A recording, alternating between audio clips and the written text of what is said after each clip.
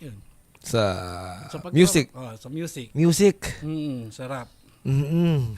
MC. Baka kung hindi ka nag-rap doon, hindi kita makikilala kasi yun yung ano passion ko noon nung mga panahon na yun. Ira natin eh. Rap lang talaga. Ira natin, generation natin eh. Hip hop. Oo, gangster. Gang. Pumasok na yung mga punks. Hanggang sa dumami. Si Crisel, si Allen, punks, pati ikaw.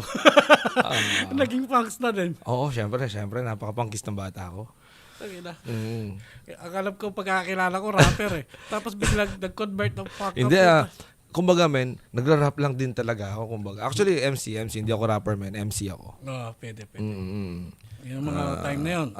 Ano lang ba yung mga MC? Ang alam nating MC, yung mga rapper. O kaya yung mga nagsasalita lang sa yung mga birthday party, di ba? Oo. Kasi yun lang yung yun lang yung parang learning nung irang yun na